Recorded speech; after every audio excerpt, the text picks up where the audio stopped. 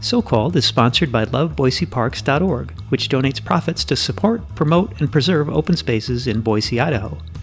Use promo code SOCALLED for 10% off all your purchases at loveboiseparks.org.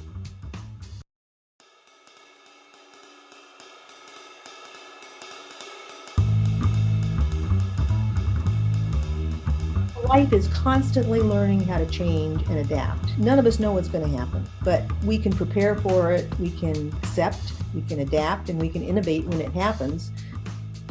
This is Mark Wojcik, and I'm wondering, how's your so-called career? Welcome to So-Called, the podcast that explores the why and how of work. On today's episode, we meet Linda Olson, motivational speaker, author, and triple amputee. When we met, I asked Linda about her background. Well, let me tell you what I did for a career. Actually, I was a radiologist at the University of California, San Diego. It was the first and only job that I ever held professionally. I worked there for 30 years and retired as an emeritus professor of radiology in 2011, I believe, so 9 years ago. Being retired gets busier and busier as time goes on. We'll have more about what's keeping Linda busy these days coming up, but first I asked her to talk about what led her to radiology and why it kept her engaged for 30 years. Well, most of us that go to medical school go for a variety of reasons. And as you go through medical school, you kind of realize that it's a grind. There's a lot of parts to it that are not attractive and don't fit what you expect or your personality. And I was one of those people. So I got to my fourth year and I was intrigued by emergency room medicine, OBGYN, and psychiatry. At the same time, I ended up doing an elective, a month away from your program where you went to another hospital and spent with somebody in their department. And that happened to be radiology at the White Memorial Medical Center in Los Angeles. And I was introduced to a man who became my mentor and was such a bigger than life person. His name was Isaac Sanders, that he just swept me off my feet with radiology. He showed me that radiology was what we used to say was kind of a doctor's doctor. We were consultants, and I liked that. So for a personality, I realized about that time that I didn't need to be the person in there cutting somebody up or telling everybody what to do, but I liked being consultant. It just was the most amazing profession, and you get to look at pictures all day, and I discovered I was better at seeing things than I was perhaps memorizing things. So again, you start realizing what your talents are, and mine was visual. I'm not an artist, but I wish I could be, but I see things very well. Am I right that you worked in a university system, so were you teaching as well then? Oh yes, that was part of my job that I came to love the most. Like I say, I accidentally fell into getting a job at the University of California at San Diego. And the main reason for that is because, as you may or may not know, I was involved in a train accident when I was 29 while I was 9 months away from finishing my radiology residency. I took a year off to do rehab. I lost both my legs above my knee and my right arm. So I had a lot to learn to rehab, but I learned to walk and I used prosthetic legs, and I was able to go back a year after the accident, finish my residency. And my real goal had been to be able to go back and live on my own again and become independent. Mm-hmm. My husband and I had been married for just about 2 years when we had the accident. We were in Germany and got hit by a train when we stalled on a railroad track, which was, its own story in itself. Yeah. Wow.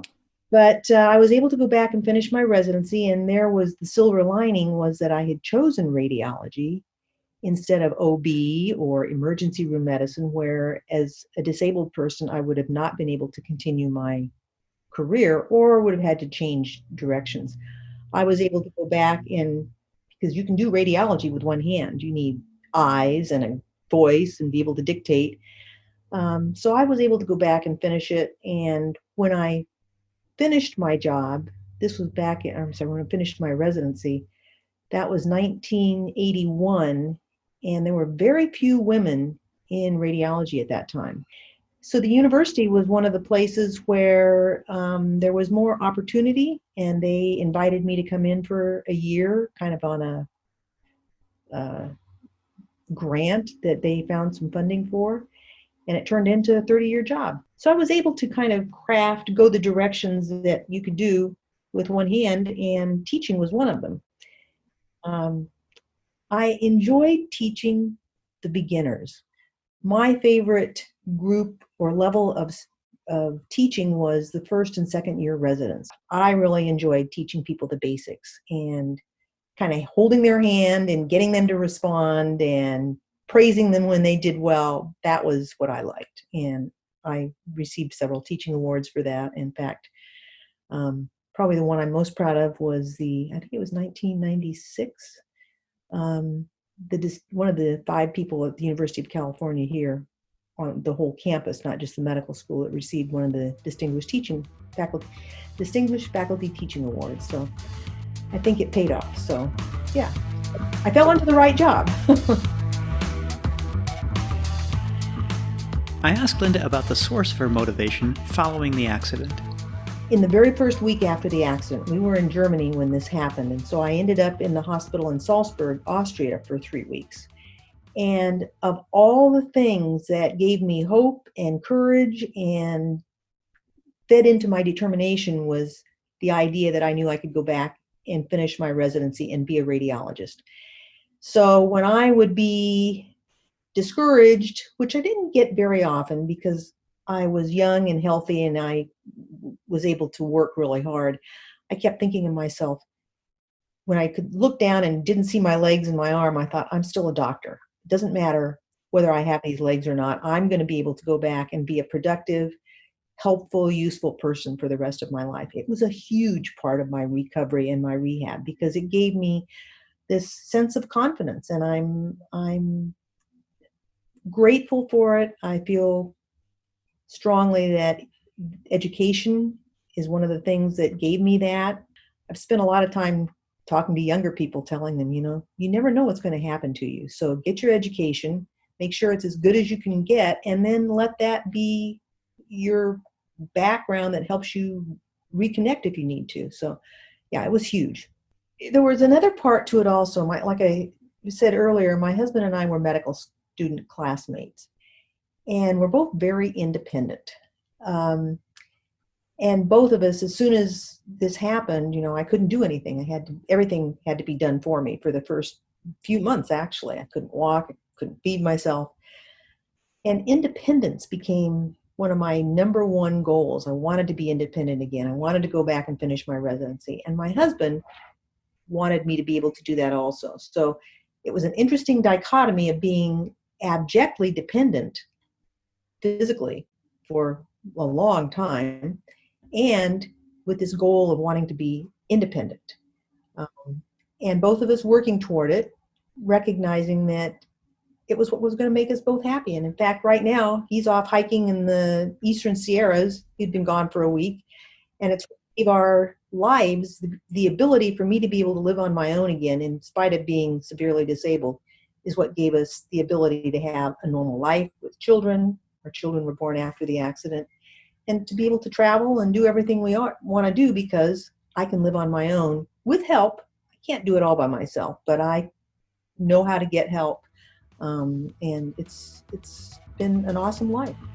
I'm about one of the luckiest people you'll ever want to meet.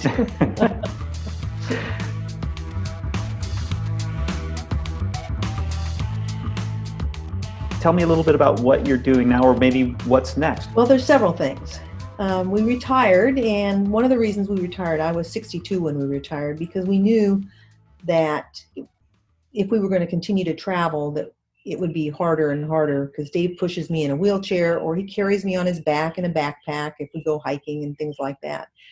So we retired a little bit early. And about 4 years after we retired, I was diagnosed with Parkinson's disease.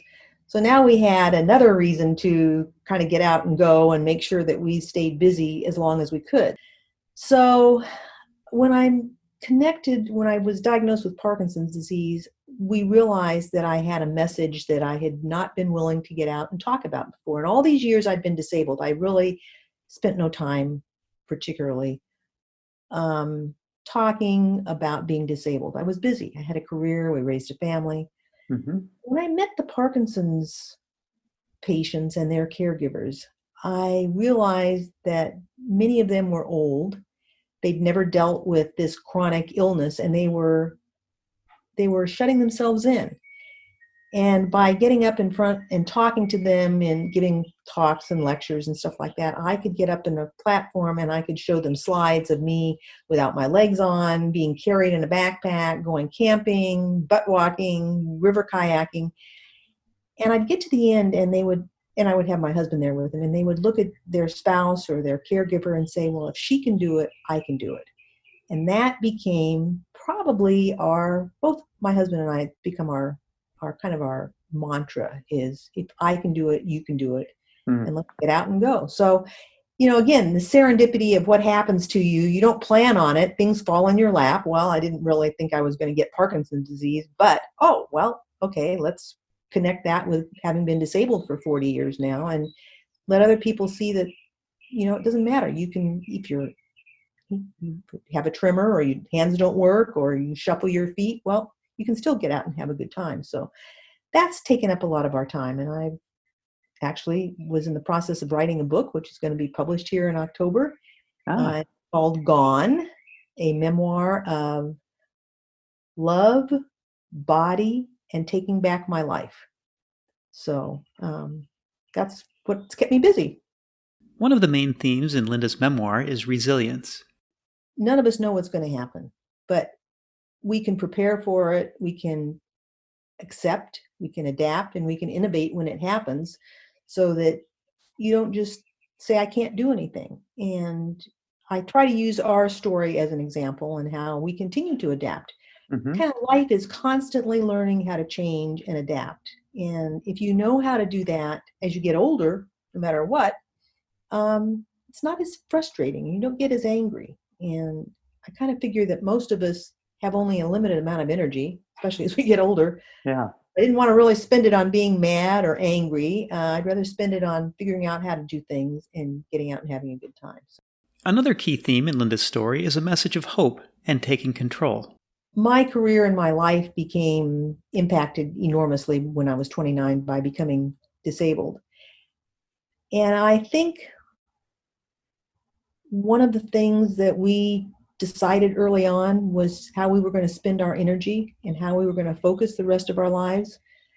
And that was not to be a victim and to decide every morning when we got up that we were going to be happy rather than mad or angry, that we would take what energy we had to work to make more progress and to keep moving forward rather than get mired down in anger. And I would like people to be able to take control of their lives and make things turn out the way they want them to rather than sit back and feel bad or angry about things. So that's probably my other big message in my life. Take control. At the heart of her memoir is a love story between Linda and her husband Dave and their enduring commitment to each other. He was one of these people who said, I didn't marry your arms and your legs. If you can do it, I can do it. And he was with me every step of the way.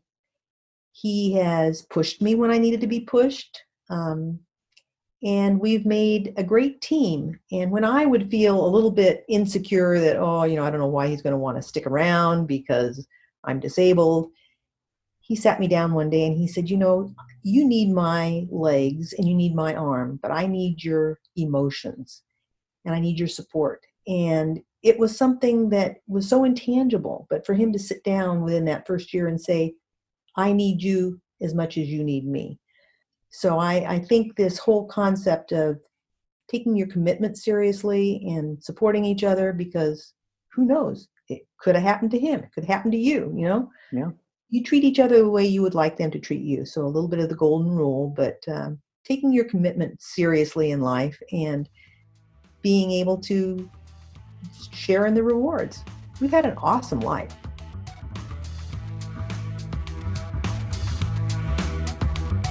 Linda's book will be published in October, and you can pre-order it now on Amazon. Check the show notes at socalledpodcast.com for the link to Linda's website and other related content from this episode. What advice would you give your younger self? Oh. As I look back and I think about what I did as a radiologist and having gone to medical school, I would do it all over again. And I tell young people this all the time. In fact, I'm one of the people that, in spite of the loss of control in medicine and the burnout that physicians and nurses and healthcare professionals are going through, I still think it's the most rewarding profession I ever could have chosen. So I tell young people now that it's not the job that I knew when I started, but your generation is going to make it be what works for you and what works for the rest of the country and the world. So again, it's that same ability or possibility of being able to accept change. So I would not go back and undo anything as far as my career decision. I encourage people that are not willing or able or interested in going into medical school to look at things like all the technology positions, the radiology technologists, ultrasound people, people that do nursing or respiratory therapy. I just think being in medicine in general is just the most rewarding profession you can do. So I push for everybody to go into medicine.